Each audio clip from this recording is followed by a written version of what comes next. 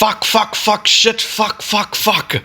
Sorry, that's just because I know this is gonna get marked as for kids. So just fucking make sure that fucking doesn't happen. Although knowing my fucking luck, it'll probably fucking happen anyway. Fuck! For today, in the name of freedom, we take the battle to them.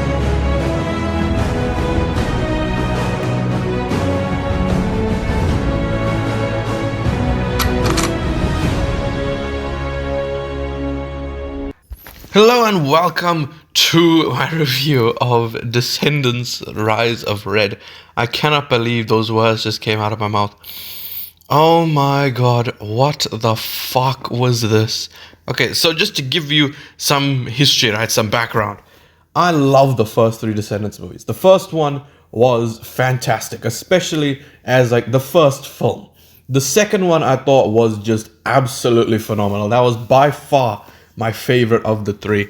The songs, the choreography, everything about it, just the story as well, was just really enjoyable. The third one was like I'd say it was better than the first one, but obviously not as good as the second one. I love the aspect of like Audrey becoming a villain and all that. But yeah, I love the first three movies. And obviously, after the tragic passing of Cameron Boyce, I was obviously thinking that, okay, they're never going to make a Descendants 4, thank goodness. Then this thing got announced. Please, I need someone to explain to me why anyone would like this who loves the first Descendants movies. Because I'm telling you now, the best way to describe this movie in one sentence is it is the Kung Fu Panda 4 of the Descendants franchise. The first three, fantastic. This feels like someone who has heard of the concept of Descendants, like, oh, okay, these kids who are the, children of villains from the Disney movies, and there's songs in it. And it just feels like that person made a really crappy knockoff of Descendants. Let's just get the positives over with. My only positives are in the first, actually, I don't even know how many minutes, because the movie just feels like an extended episode of a TV show. But the opening I thought was really strong. I genuinely thought, I was like, this could actually be really good, because my hopes were not high for this, because obviously, as I said, I love the first Descendants movies with, the core four and the original cast in general. So to see no Dove Cameron, no Sophia Carson, no Boo Boo Stewart, no Mitchell Hope, obviously the hearts of the previous movies, I was like, there is no way that this movie is going to be good. But in the first 10 minutes, I was like, this could actually be better than the first one. But, oh boy. Oh no, it just went downhill from there. So let's just start. Obviously, it begins with Auradon, I think. Of course, it's Uma narrating this time, which of course made sense, since she is now the head, or the headmistress, I don't know what you call it, of Auradon Prep. And I was really happy with that, because obviously I love Uma's character. Especially, how she changed from the second to third movies. But yeah, this one, she is literally just in the beginning of the movie and at the end. What a disappointment. You have China Anne McClain and you have her in 2 scenes. What the fuck? But I like how the most emotional moment of the movie, and really the only one, is when she's talking to Fairy Godmother about, inviting Princess Red. And they look at Carlos's picture. Obviously, that one really hit, because of course Cameron Boyce's death was probably the one in Hollywood that I found the saddest. Obviously, I love Chadwick Boseman, and that was a really heartbreaking passing. But I could not believe it when I heard about Cameron Boyce. So to see that they had killed him off in the movie, I think is the best decision, because otherwise we're going to end up with a Fast and Furious situation where obviously Paul Walker passed away, and the excuse for him is just that he always has an excuse for not being there. We can't bring Brian into this. We said not again. Oh, Brian's protecting the kids. It's just gonna keep going on and on and on. But I'm glad that they killed him off in the franchise. But yeah, that moment really was the only emotional one, because of course that was, an important thing. And then the only other positive I can give it is the opening song with the Red, which is literally titled Red. Wow, guys, you really cooked with that title. Well done. Wow, a song about a character named Red, and you called it Red. You're so clever. I'm sorry my enthusiasm is not as, high as usual, but I'm just really pissed off with this film. But yeah, the Red song I thought was mostly really good, but let me just get into the details of this movie. First off, the cast. There really wasn't anyone important apart from Red and I think her name was Chloe, which please explain to me how Chad ended up the way he did, because Cinderella is black. The guy that Prince Charming, King Charming is Filipino. How the fuck did Chad end up just white? I'm not the brightest spark, so if I'm missing something, I'm not surprised. But please, how the fuck does that work? But yeah, I mean, the characters aren't exactly important because most of them don't even really do anything. And then the next thing, which really is the main point here, and probably the thing I'm going to go on the longest about, is the songs. How? The thing is, right, first Descendants movie, love every song, right? 6 songs, love all of them. Descendants 2, 6 songs, love them all even more. Descendants 3, 7 songs. The only one that I did not like, and I never liked, was One Kiss, because first of all, as a song, it's annoying, but mainly in the context of the scene, it was infuriating, because obviously you just wanted to see if her kissing him would work. So you had to sit through this musical number.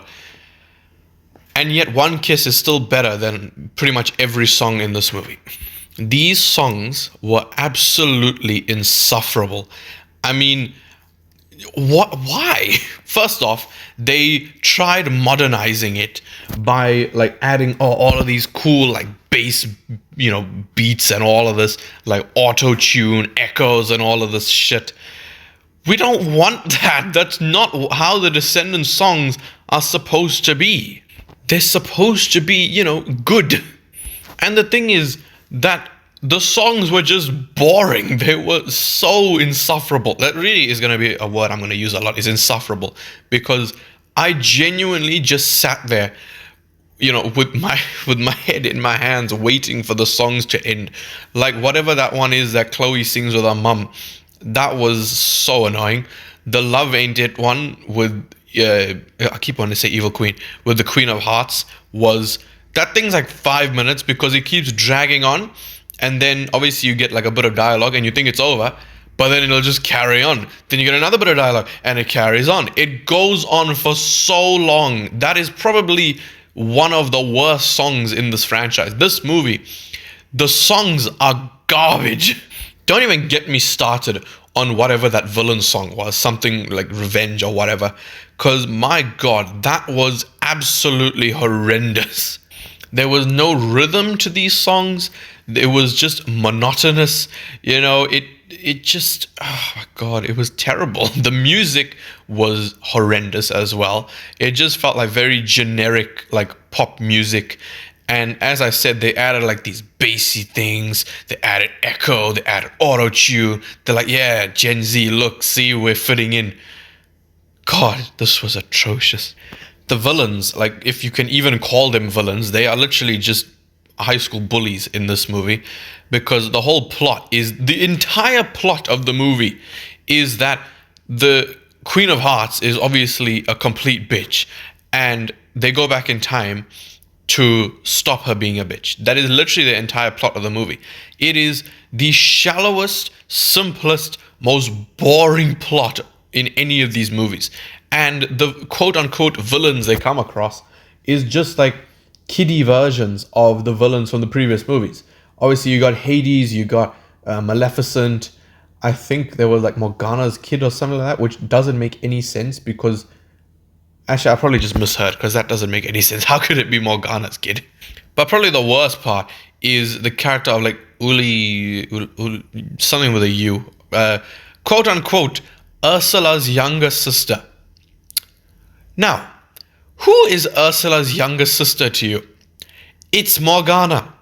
Why the fuck did they go and give her another sister?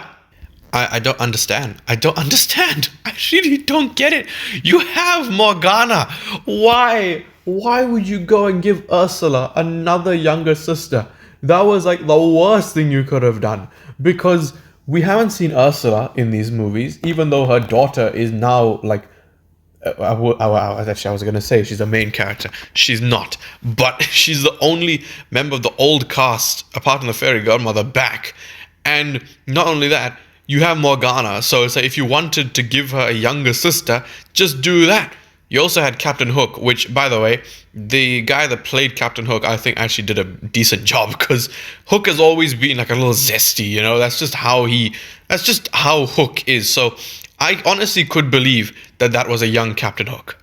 Also, there was only one moment in this movie where I genuinely like cheered because I was just so happy. My eyes just lit up, and that is when Uma starts singing "What's My Name," you know, because obviously, again, love that song. It's one of my favorite of the franchise.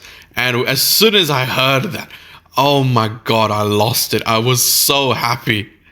And then the worst part is that carrying on at the end of the movie, you have Uma going, "You didn't think that was the end of the story, did you?" Fucking hell, they're making another one.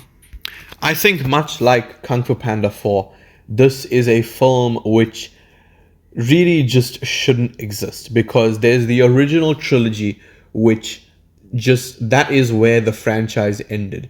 And then this onwards is like a different universe, because I'm sorry, there is no need for another Descendants movie. And as much as I love the first three, I don't want them to carry on, because it's just making the other ones look worse. Because it's like, oh, well, we know that Ursula has a little sister that's not Morgana. And eventually, we're gonna get this movie where Uma gets sidelined hard, and then we just get Red, who is clearly meant to be like the new cool girl, you know, like, oh god, it is so cringe. It is horrendous. This is literally just the type of movie that was made to try and appeal to to Gen Z. And I say that even though I'm Gen Z, but still, like, all of these like little TikTok girls, that's the type of people that this movie was made for. It's just terrible. In fact, you know what? Just as a show quality for what these movies have become, let me show you the villain songs, okay? The first Descendants. But when you're evil, doing less is doing more. Don't you wanna be ruthless and rotten and mad? Don't you wanna be very, very good at being bad? Obviously, Evil Like Me is just meant to be like a really fun song, and I thought that they did a great job with that. Kristen Chenoweth, I thought, did exactly what was supposed to be done. Then we have, my god, What's My Name? What's my name? What's my name? Say it louder. What's my name? What's my name? Feel the power. No one's gonna stop us, so the world will be ours. What's my name? What's my name? What's it? What's it? Say it loud. Then you got, honestly, what is, in my opinion, the most underrated of them all, and that is, of course, Queen of Mean. If they want a villain for the queen, I'm gonna be one that they've never seen. I'll show them what it means. Now that I am there, I will be the ruler of the dark and the dark. 'Cause the devil's on my shoulder where the angels used to be, and he's calling me the queen of me. Then you got whatever this revenge shit is. Revenge. Find that perfect. Perfect revenge. Find that perfect. Perfect revenge. Find that perfect. Perfect revenge. I think that's a good show of quality, really. You went from these awesome musical numbers to just this pop, like, fucking edgy, emo shit. It is just absolutely atrocious. And really, I am not going to continue with this video, because otherwise I'm going to go on for so long that this video is going to be longer than the Kung Fu Panda 4 review. Please please let me know your thoughts on this movie. And, I'm not even going to ask if I was too harsh on it, because I'm definitely not changing my opinion. This is just disrespectful. It's an atrocity. It is terrible. And really, it's just a step down in quality from everything the previous movies had. Because apart from the first 10 minutes, the design of Red, I thought she looked fantastic. Apart from that, I can't give the movie any positives. It's like a 2 out of 10 maximum. And honestly, I don't really do this because obviously I'm saving it for the end of the year videos.